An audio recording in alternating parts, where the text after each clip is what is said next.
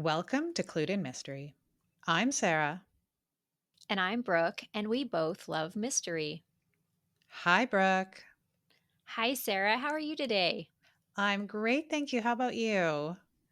I'm great and especially excited to be doing one of our favorite kind of episodes. What would you do?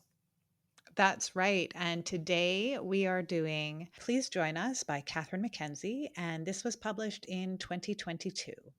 And I will give our usual spoiler warning. We are going to go into a lot of detail about this book. So if you haven't read it and you don't want a spoiler, then put this episode on pause, go read the book, and then come back.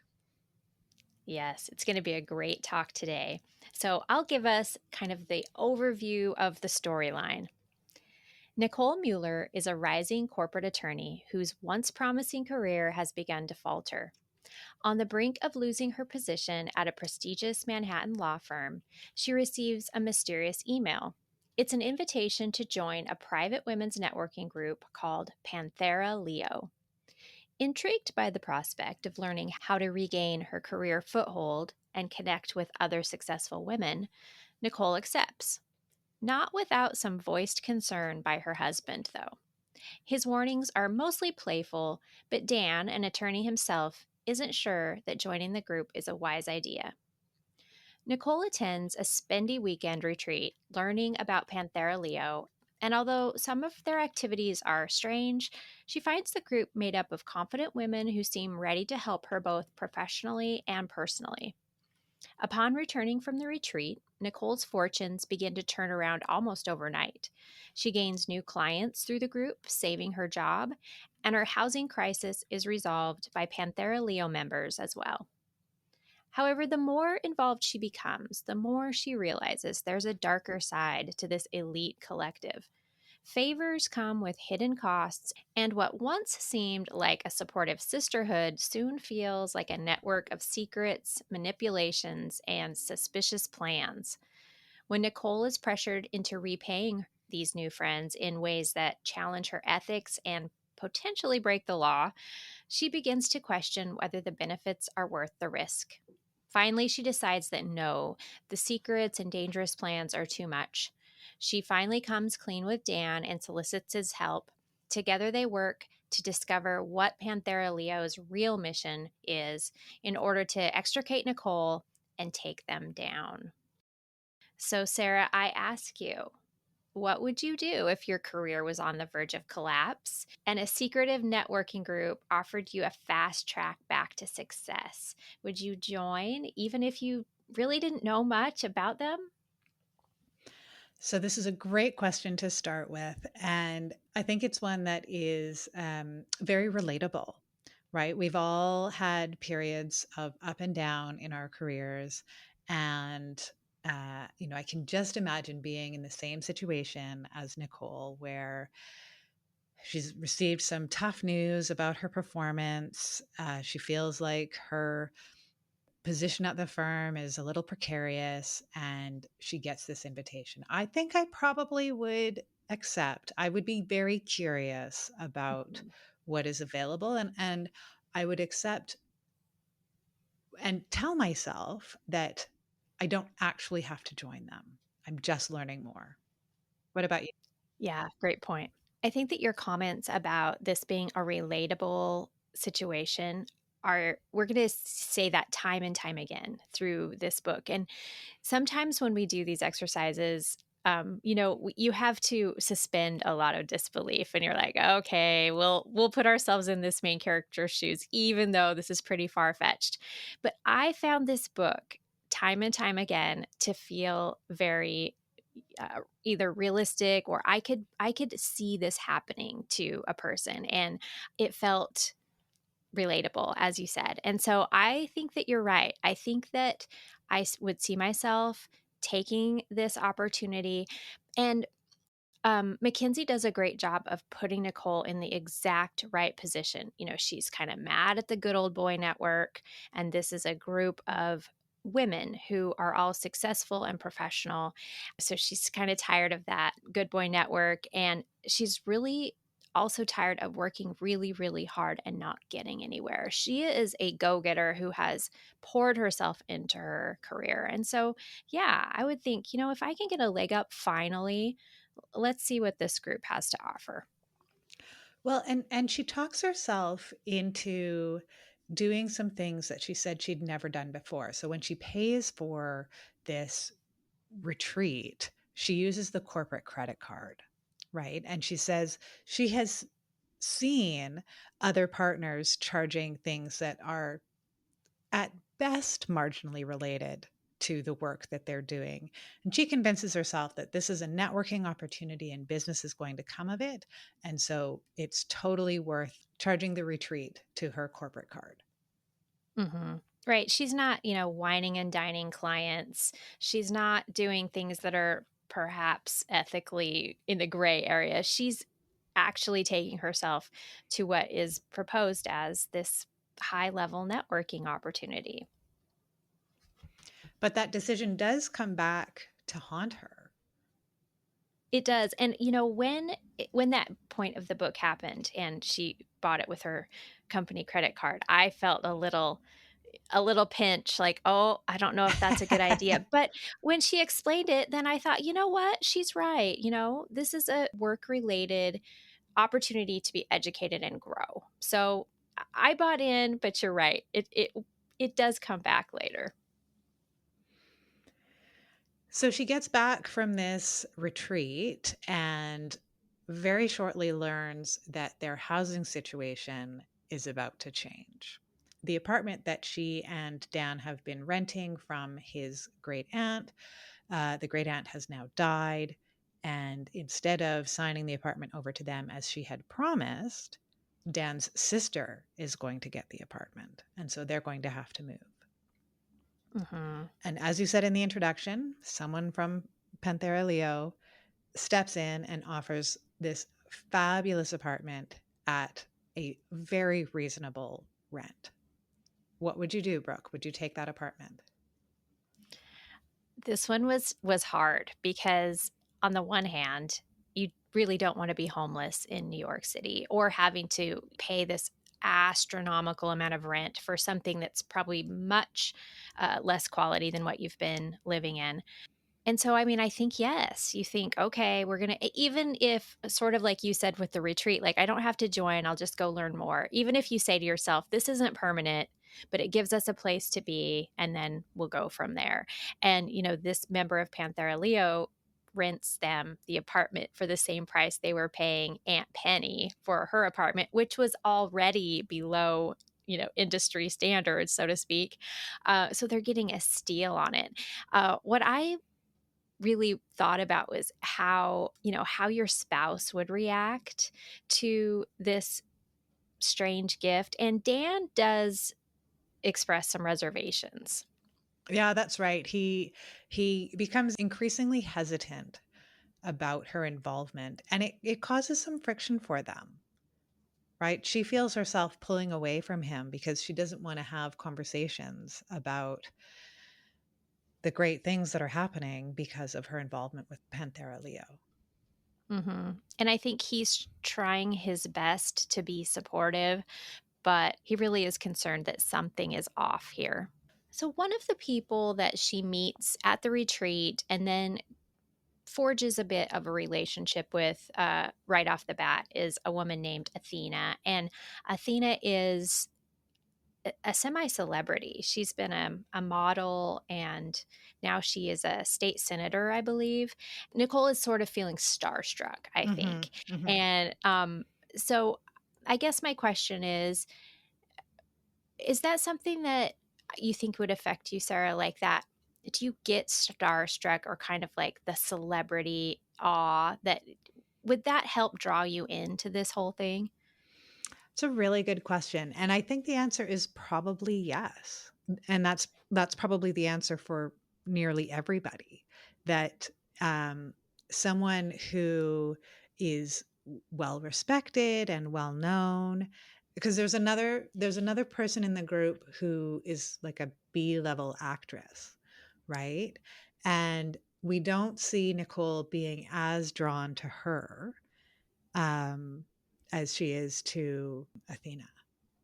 I would agree completely, and I think it has a lot to do with, something that you respect. I mean, if one of my favorite mystery authors of all time was in this group and, like, wanted to be my buddy, yeah, I would totally take the bait. It's hard to say no to. But as we're talking about this, I'm wondering if you would question, particularly that actress's membership in the group. So the other, is there four or five of the others? So there's the politician, uh, Connie, who is a kind of like a technology startup leader who's well respected, and she's developed apps and is uh, quite prominent in the business community.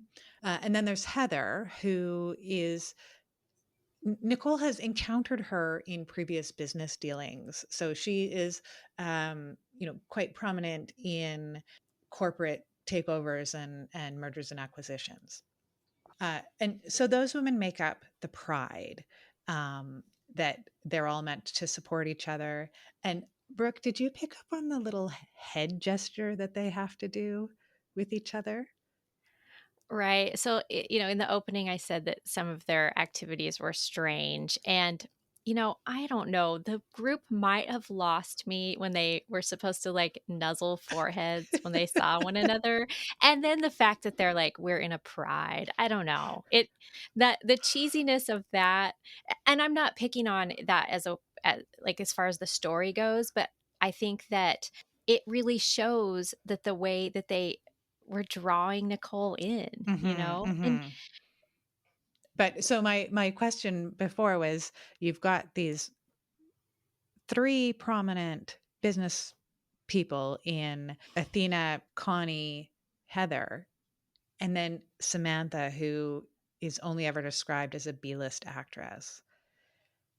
Would you question whether that is a group of all of them being high profile and prominent women? wow, that's a good catch, Sarah. I really didn't pick up on that because I think that my idea was, again, sort of that semi-celebrity status. But no, that was a good catch because you're right. Everyone else is in like sort of this high level professional scenarios.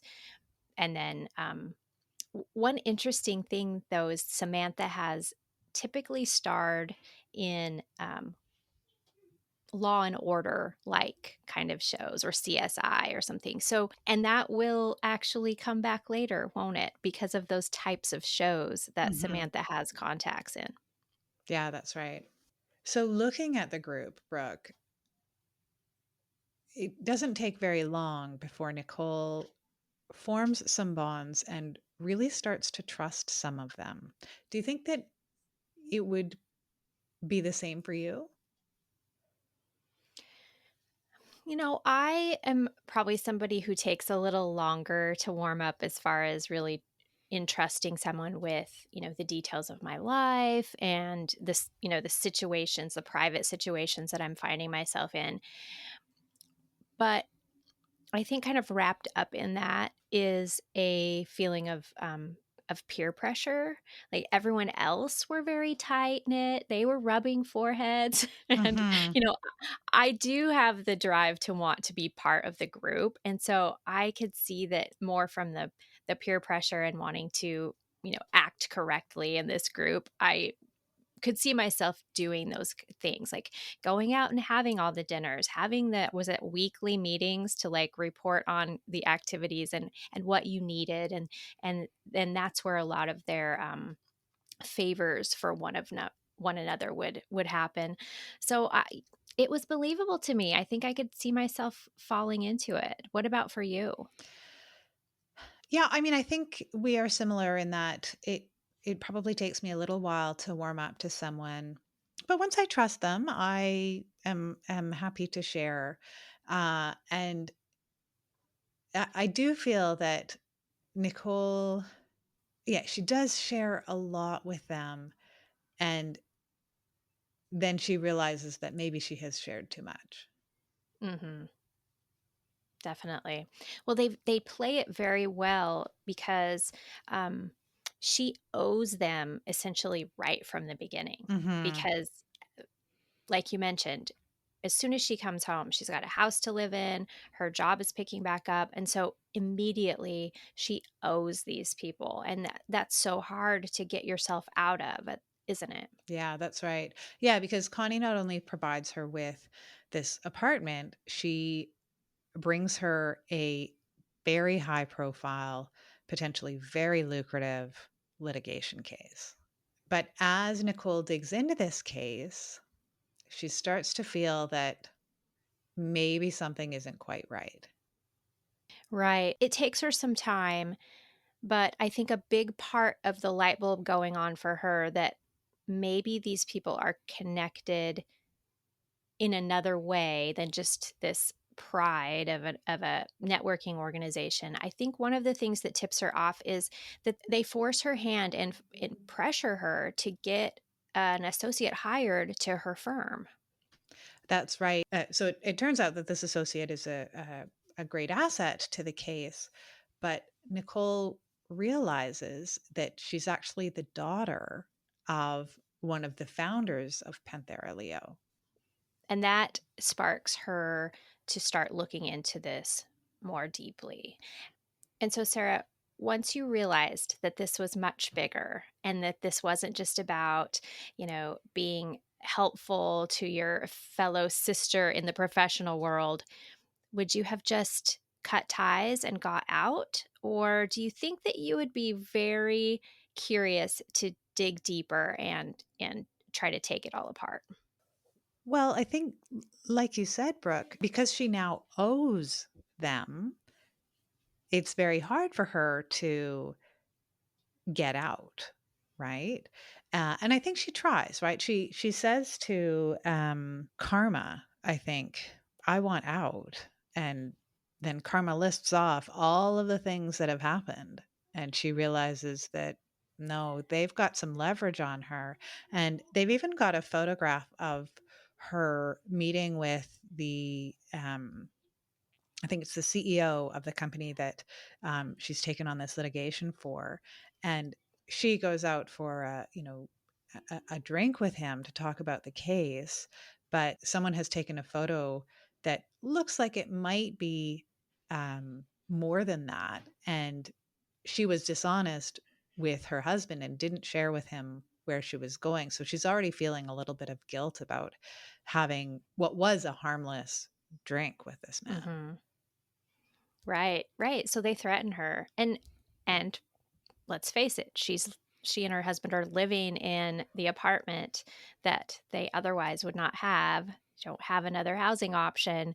There's so much leverage hanging over her head. So even if you would have wanted to just cut ties and say, I'm not going to play your games anymore, she was stuck. And again, I will say that I think that Mackenzie did a great job of making that very believable and making me as a reader feel how stuck I would be in this situation. Mhm, mhm. It's a very difficult dilemma. But and it is at around this time that she does open up to her husband and share,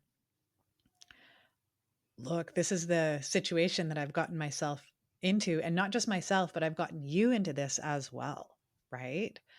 And they realize that maybe the little pins that all of the members of the pride are meant to be wearing are more than pins and have in fact been tracking her movements and her conversations with people. So she has to um, look through her apartment to see if there's any other surveillance devices, and she's feeling unsafe at home. Right. Right. And so she decides that their safe place to make a plan, she and Dan together, is the old apartment, and they're able to go there and spend some time with his sister, um, and make their plan to whatever they're going to do next to get themselves out of this in the safest way possible. That's right. So we didn't talk about the structure of the book, but the first part of the book is kind of this dual timeline, right? Where I think one of the opening scenes is her being instructed to help at Athena's apartment where Athena has just shot someone. So that takes place in October. And then we go back to the summer when she gets this news about her partnership with the firm. This dual timeline continues where uh, we get the story of how she became a part of the Pride, and then what happens in this 24-hour period as she's trying to help Athena deal with the situation that she's found herself in. And it's after that that she realizes this whole thing has been manipulated, right? Mhm. So the situation at work has been manipulated. And even before that, she realizes they've been um, working on this plan for quite some time, culminating with putting her in this situation where she feels obligated to help out after Athena has shot someone. They realize that actually it was just an actor and no one was really shot. Right. Thanks to those connections that Samantha has, they have access to an actor who played the role and made her believe that she had taken part in a murder. Yeah. Um, so when she realizes that this is all just a setup, she goes to the other members to tell them, you know what, you guys, we have been tricked, and it, we've all been brought together to pull off this thing for the leaders. Um, do you think that you would have done that? I don't know. Um, she doesn't really suspect that they've known each other before, or that they had any previous connection with Panthera Leo. And she, as you said, has made this strong connection with Athena. Um, so I get why she approached them, because she's also been coached for the last several months that these are the people you turn to when you need help. Yeah. Yeah. Great point. And I think it would be natural. And she's, in her role as an attorney, she's wanting to help these people. She's wanting to, kind of bring justice to the situation. Um, but it ends up backfiring, doesn't it? Because in a great end twist in this book, we discover in a meeting that it's only Nicole who has been set up for this. Hmm. Everyone else in the Pride were in on the trick. And that was simply to get Nicole to take on the case. So the real reason for the case that she's litigating is to facilitate this takeover of the defendant's company, because several years previously he had tried to take over Karma's company. So this is Karma trying to pay him back and take over his company. So she's been manipulating things. And as it turns out, the other members of the Pride are double crossing and working against Karma. Yeah, it gets really twisty at the end, but not in a bad way, I don't think. It wasn't one of those books where I was getting lost with all the twists and that it felt again unbelievable. It was pretty well done, wasn't it? Yeah. Um, but Nicole has retained a little bit of power for herself and ends up crossing all of them. Do you think, Brooke, that you would have done the same in her situation? Well, I think maybe if I had her negotiation skills and her knowledge of the law and her, kind of her background, like me personally, I never would have thought of that. But I think I would like to think that with all of her knowledge and background, that I would have been savvy and smart enough to do that. So the book ends with an invitation to Panthera Leo But instead of it being from Michelle and Karma, it's from Nicole and Dan's sister, Catherine.